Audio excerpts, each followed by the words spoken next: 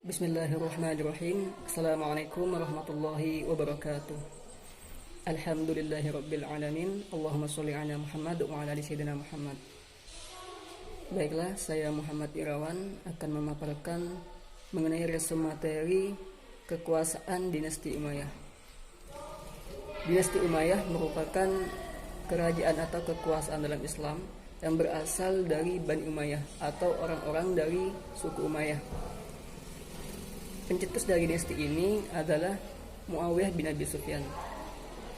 Muawiyah bin Abi Sufyan itu sendiri masuk Islam pada usia ke-23 tahun, tepatnya pada penaklukan kota Mekah. Pada saat itu beliau masuk Islam dengan penduduk Mekah yang lainnya.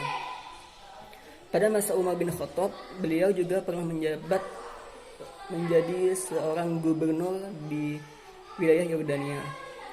Dan di masa dinasti Umayyah, beliau menjadi penguasa absolut atau satu-satunya penguasa dalam Islam ketika Hasan bin Ali menyerahkan kekuasaannya kepada beliau dengan beberapa syarat.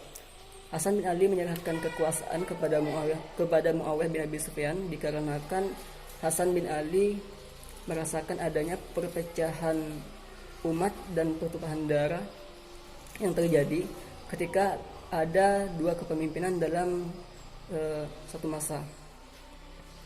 Akhirnya Hasan bin Ali menyerahkan kekuasaan tersebut kepada Muawiyah bin Abi Sufyan dengan beberapa syarat. Dan peristiwa tersebut disebut dengan Amul Jamaah atau penyatuan umat Islam dalam satu kepemimpinan. Jadi pada saat itu kekuasaan Hasan bin Ali diserahkan kepada Muawiyah bin Abi Sufyan dan akhirnya Muawiyah bin Abi Sufyan menjadi penguasa Islam pada saat itu. Hal tersebut pun yang telah menjadikan Muawiyah bin Abi Sufyan menjadi raja pertama dalam Islam setelah Hasan bin Ali, karena sebelumnya sistem kekhalifahan adalah demokratis Islami. Setelah adanya dinasti Umayyah, maka sistem tersebut diubah menjadi sistem monarki, di mana dalam kepemimpinan tersebut khalifah-khalifah yang akan menjadi pengganti dari khalifah yang sebelumnya adalah orang-orang yang berasal dari keluarga tersebut atau dari keturunan dari Bani Umayyah.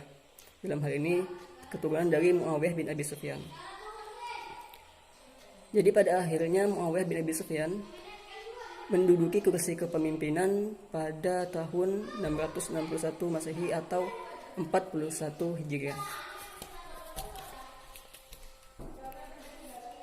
Selanjutnya, orang-orang atau khalifah-khalifah yang memimpin di dinasti Umayyah itu ada 14 khalifah, di mana ada 3 khalifah yang bisa dikatakan paling terkenal yang saya ambil di sini, yaitu yang pertama Muawiyah bin Abi Sufyan, yaitu pencetus dari dinasti Umayyah itu sendiri. Lalu selanjutnya Marwan bin Hakam, di mana Khalifah Marwan bin Hakam juga pernah menjadi seorang pejabat negara pada masa Utsman bin Affan. Lalu selanjutnya adalah Umar bin Abdul Aziz.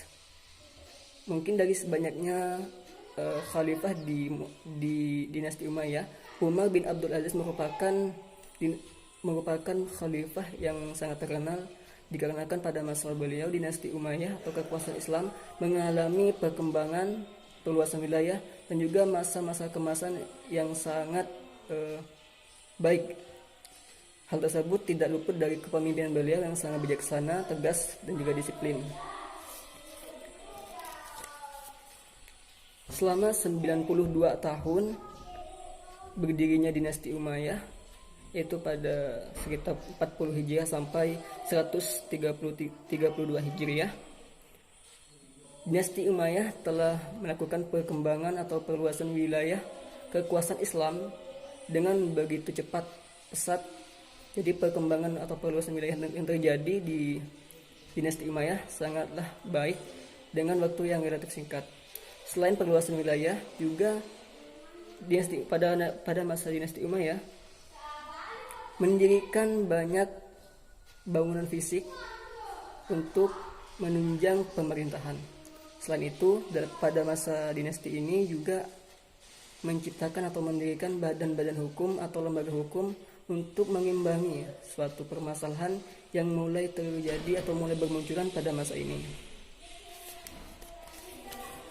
Selanjutnya adalah faktor kemunduran dari dinasti Umayyah, di mana ada beberapa faktor yang melatar belakangi mundurnya dinasti ini. Yang pertama adalah faktor pergantian khalifah, di mana pergantian khalifah pada dinasti ini adalah dikaitkan dengan keturunan.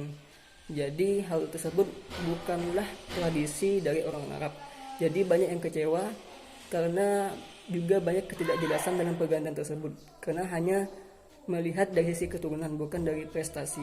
Jadi dari hal tersebut banyak yang kecewa dan dianggap juga bukan merupakan sistem keislaman. Jadi hal pergantian khalifah tersebut dianggap bukan sesuai dengan ajaran Islam. Selanjutnya, faktor kemunduran dari dinasti Umayyah adalah terbentuknya dinasti Umayyah ini tidak bisa dilepaskan dengan konflik-konflik yang terjadi pada masa Ali bin Abi Thalib, di mana pada waktu itu Muawiyah bin Abi Sufyan menyuruh Ali bin Abi Thalib untuk melakukan qisas kepada orang-orang yang telah membunuh Utsman bin Affan. Namun pada masa itu Ali bin Abi Thalib tidak segera melaksanakannya. Oleh sebab itu Muawiyah bin Abi Sufyan berinisiatif untuk membuat kekuatan baru atau kekuasaan baru dalam dunia Islam. Dan hal tersebut pun terjadi secara terus-menerus sampai masa Hasan bin Ali, sehingga akhirnya Hasan bin Ali menyerahkan kekuasaan kepada Muawiyah bin Abi Sufyan karena beberapa pertimbangan yang telah dipikirkan oleh Khalifah Hasan bin Ali.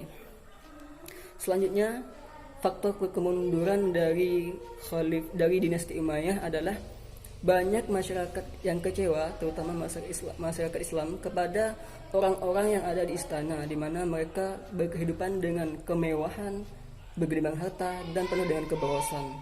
Hal tersebut tentu tidak sesuai dengan ajaran Islam. Dan faktor yang selanjutnya merupakan faktor langsung yang membuat mundurnya dinasti Umayyah, yaitu terbentuknya kekuatan baru yang dipelopori oleh Abbas bin Abdul Muthalib. Jadi kekuatan tersebutlah yang menjadi penyebab langsung runtuhnya dinasti Umayyah, dan kekuatan tersebut yang nantinya menjadi kekuatan baru setelah dinasti Umayyah.